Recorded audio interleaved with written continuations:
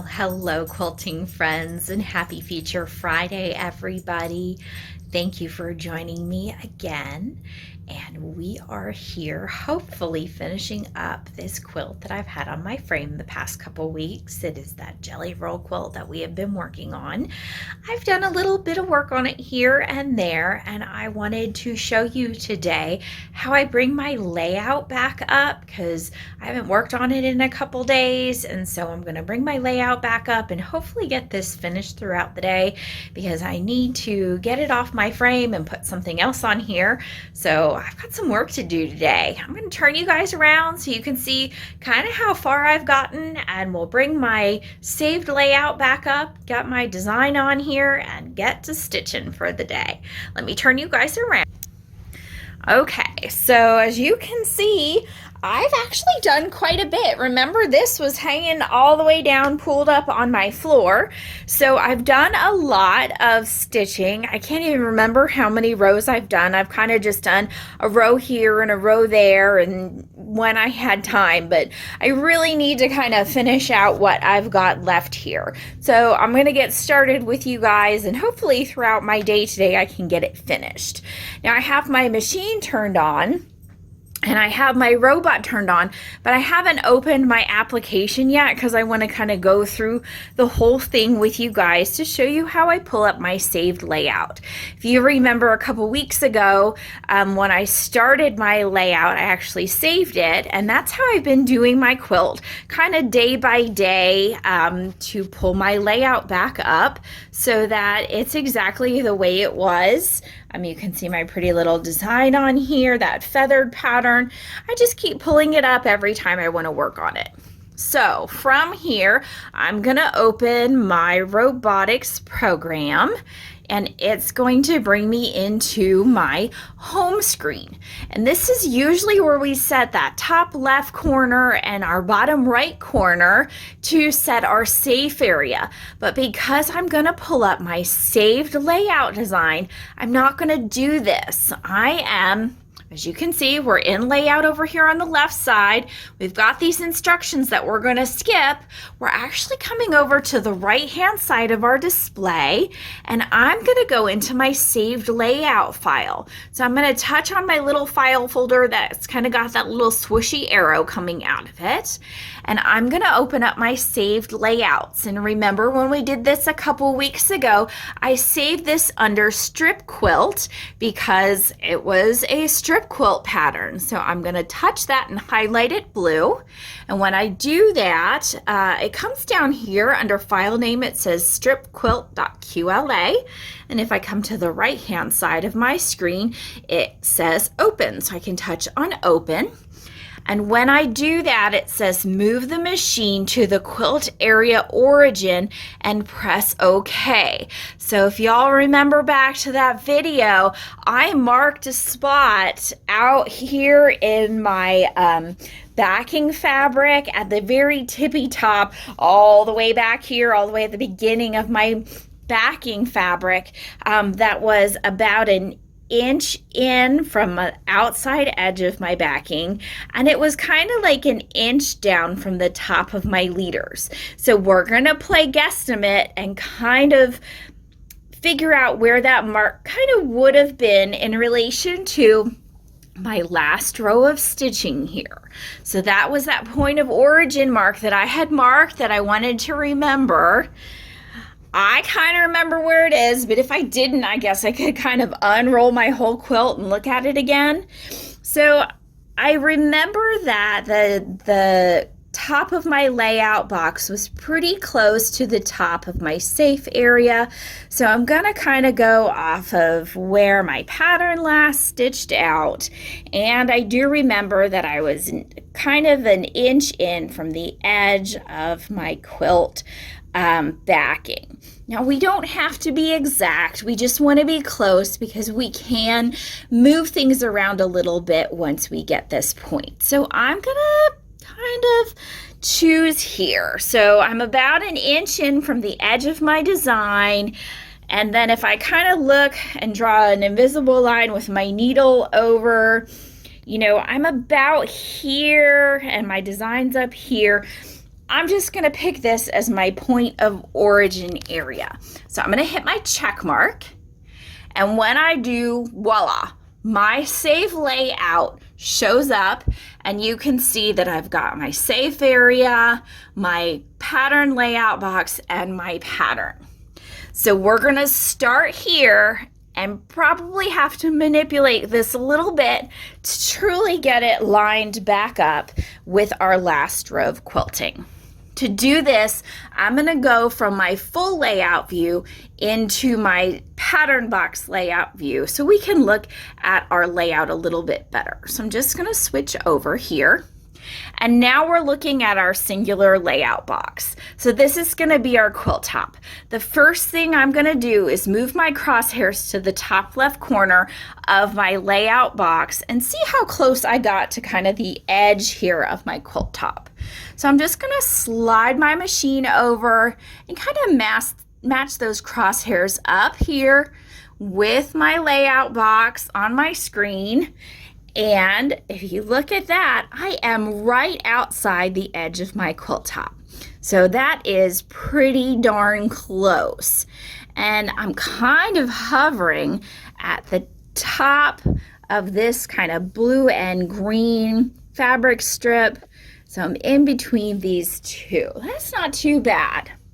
So the next thing I'm going to do is kind of look at this top line of my layout box and see where the pattern lies with my crosshairs in relation to the pattern above it. See how close those are together, because I might need to do a little adjusting. Maybe my gap is too far apart because, you know, once again, we chose our point of origin out here and got as close as we could remember, but we might need to do a little work. So I'm gonna just slide my crosshairs over to the top of kind of this third feather that looks like it's touching the top of my pattern layout box.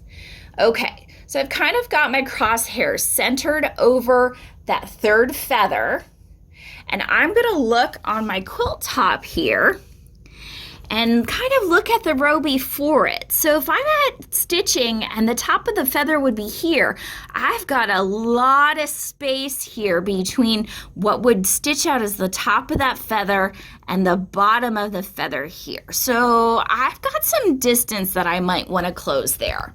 I'm going to slide over to the next feather point and just see what that looks like. So my crosshairs are now at the top of my fourth feather, and I'm going to look down here on my quilt top. And again, if the feather were stitched out, it'd be here, and the bottom of the feather above it's way up here.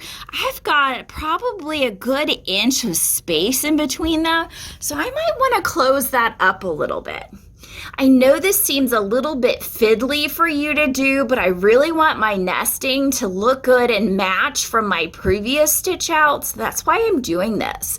I'm going to look at the next feather here, so my crosshairs are lined up at the top of that feather on my display, and I'm going to look here, and once again, if this were to stitch out where my needle is here, I've still got a good inch of space. So I'm going to take this as an indication that we need to get this row a little bit closer to the row that we previously stitched out. So to do this, I'm going to go to my edit feature, and I am going to use my move feature. So I'm going to highlight move, and I just need to nudge this row up just a little bit to get it closer to the row that I stitched out previously. So I am going to move my row using my vertical features here, and I'm just going to move my increment button just a tap one time, and I think there was enough space. I'll do it 2 times. So now you can see that if I move my crosshairs out of the way, you can see that the design is now kind of going over my layout box a little bit, and that's okay. I'm gonna now kind of move my crosshairs to the top of the design. I'm not worried about the orange box anymore. I wanna hover at the top of the design. So I'm at the top of the 1, 2, 3, 4, 5th feather here. And I'm going to look if I'm a little bit closer here on my quilt top. So I am much closer, but I might be able to squeeze in one more nudge. So I'm going to use my increment move up button just one more time. Give it one more little nudge. I'm going to recenter my crosshairs here on the top of that 5th feather. So I'm at the top of my 5th feather. I'm going to look down at my quilt again, and I am much closer now. So where my needle is, if that were to stitch out that feather, I'm now looking more like a 1/2 inch between where the new feather would stitch and where my old feather was. So now I'm just going to go down this row of feathers again and just double check. So I'm going to go back to the 4th feather and hover my crosshairs over that one there. Look at my quilt top. I'm much closer here. I'm going to come back down to the 3rd feather and hover right above that one. Look at my quilt top. I've got plenty of space there. I'm going to just slide down a little bit further. I know this is a lot of extra work, but I really just want to make sure.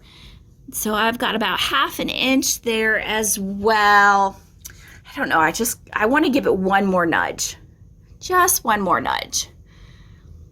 I want to make sure that it really looks good from one stitch out to the next. I think we're going to be good here. So this does take just a little bit of time. When you pull your layout back up, when you hit your point of origin, because it is tricky to get that all reset, but you've got your move buttons. And remember, we're moving kind of up and down to get our nesting right, but you may have to move from right to left a little bit. We're going to check that next. So I'm going to just double check my start point here and make sure that I kind of got this in the right place here too. So I'm on my start point, and I would be starting right on the edge of my quilt. So that looks good there, but I am gonna double check my stop point. That's supposed to stop kind of right inside the edge of my quilt top down here. So I'm just going to travel across my frame. I'm going to double check that my stop point is inside my fabric, and it is. And then I'm just going to come to this final point here at the edge of this feather, line that up, and make sure that I am just outside my quilt top. So I think we did a really good job of realigning our quilt layout. You don't have to worry about your design going outside your layout box. It's going to stitch out just fine. So I think we did a good job of getting realigned from our safe pattern. We're going to go to home. Since I know I'm going to stitch out all the way down starting here, I'm just going to travel across my frame. I am going to highlight my needle so we stitch out. I'm going to hit my green button to go, and we'll get started here. All right, I'm going to let this go for just a minute, and we'll come back with it stitched out so you guys can see our progress. All right, everybody, another row is finished. I am just loving this feather pattern. All right, so thank you guys so much for joining me. I wanted to make sure I showed you guys pulling back up your saved layout. As you can see, yes, you want to get close with your quilt area point of origin, but you don't have to be exact. Go into edit, go into your move feature, and move around your layout box to get things to line back up where you need them to be. Obviously, if you can finish your quilt in one day, that's great. But sometimes we have big quilts, we need to save our layout and come back to it multiple times. We don't always have time all in one day, so you've got the option of your save layout, and you can do a little manipulation with your move button to get things to line back up. The other thing I wanted to tell you guys is, I love this feathered pattern. It's a lot of fun. It's a very dense design. I am doing 12 stitches per inch, so it is taking a lot of thread.